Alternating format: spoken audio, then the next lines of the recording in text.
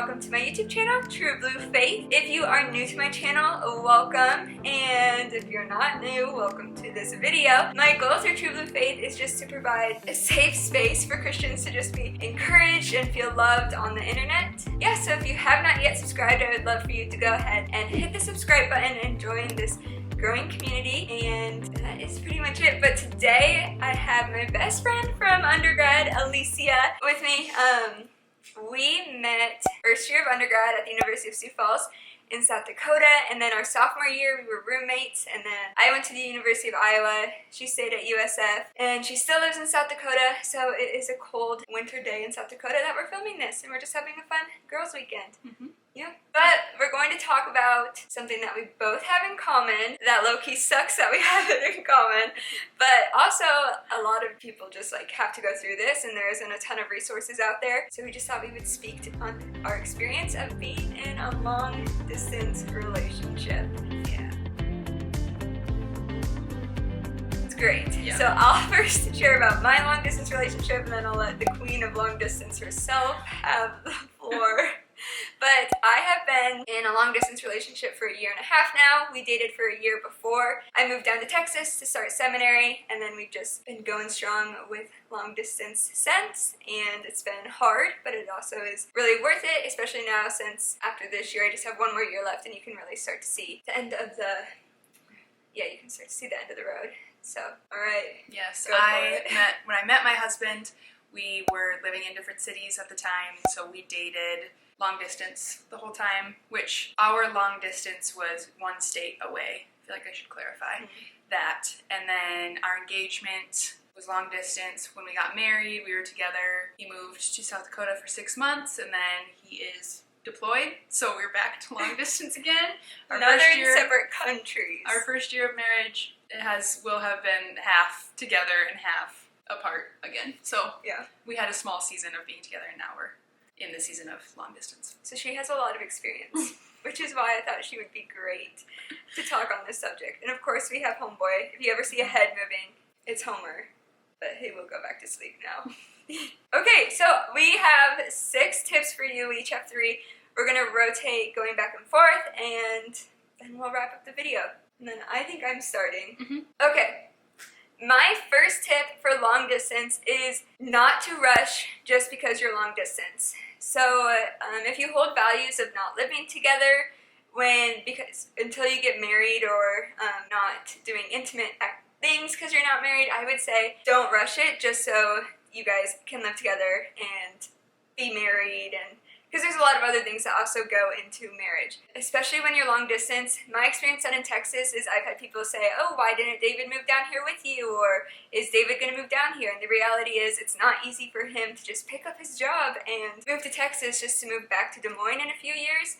So as much as I would love for us to be able to fully do life together, we aren't going to rush the process just so we can be living together down in Texas, because that's just like not realistic for our relationship at all. So that is tip number 1. Don't rush anything just because you're long distance. You can wait, just go with the flow. You'll learn so much about each other. Yeah. Yes, that's good. Yeah. Number 2 is when you do find yourself in a long distance relationship, having really clear expectations of how you're going to communicate with each other. And to some degree you have to learn that. You have to trial and error, figure out what works for you, what doesn't.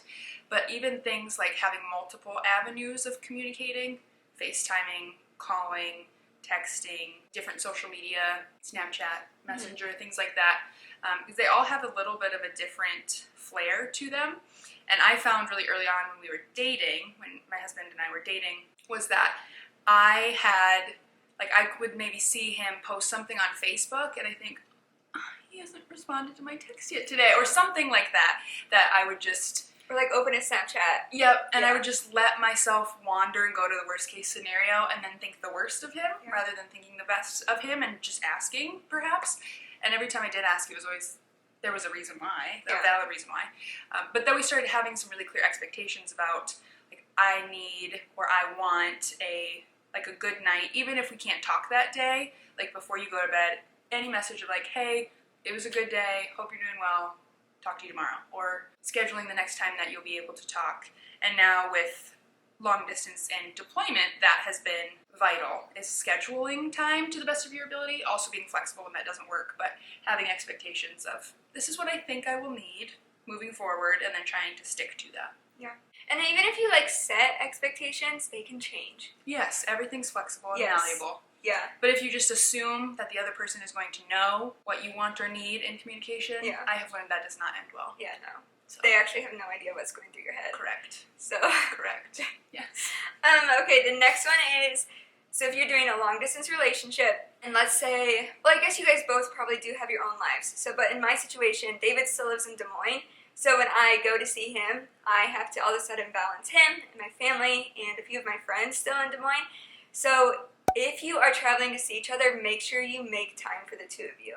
Although seeing your family and your friends and having your significant other get to know your friends is really important, you are limited on time that you get to spend together, and that is like really important. So one thing that I've started doing is just setting a boundary. So when I go home, I tell my family, sure, I can see you during this time, but the rest of the time I'm with David, because it's really important that we are growing our relationship right now and really cultivating our relationship so it can be healthy when I do end up moving back. Number 4 is similar, but different.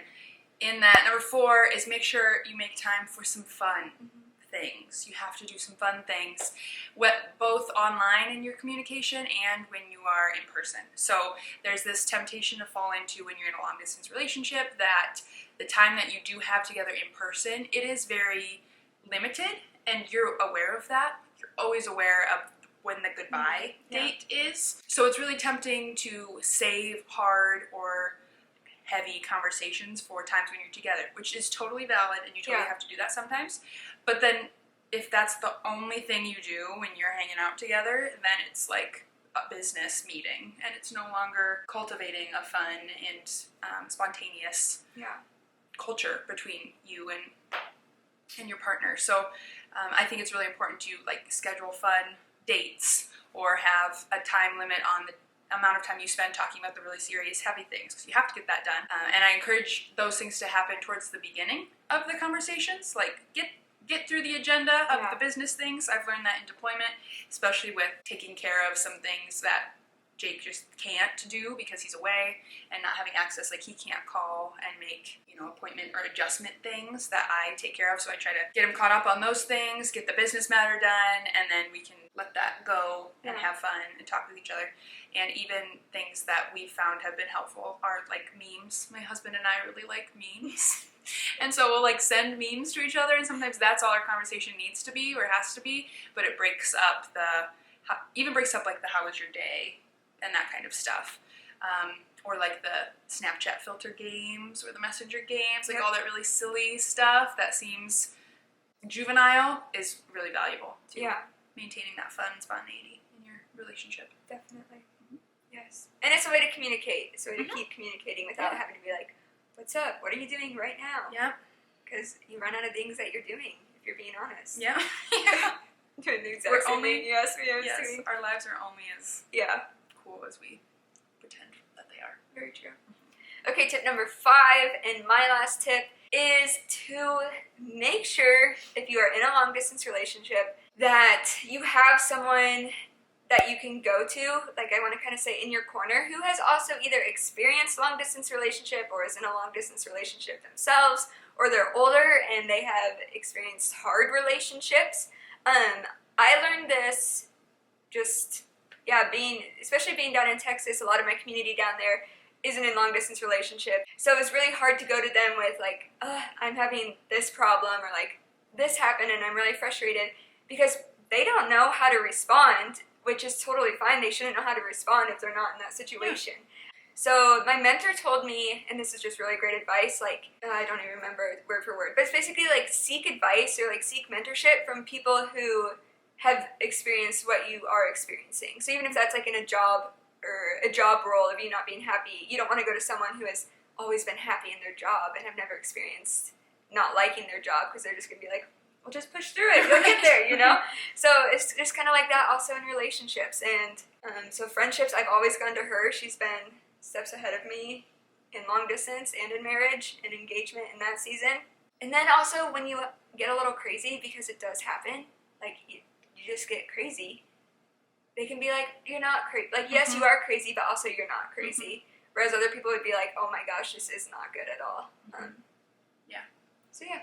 And I would say, even to add to that, if there are people that you don't know of, like if you think, I don't know anyone, when someone offers, when they're like, oh, I have a sister, and she did long distance, I can get you connected, like, take that. Yeah. Do that. You don't have to be No. best friends with everyone. I have connected with so many people, other spouses, through the deployment that are going through similar things, and I've never met them face to face, but sometimes it's just a, hey, how are you doing today, and how's it going, like, with the holidays, and just like checking in on each other is so valuable and important. But if we don't accept those like resources, then you can't have that. Sure.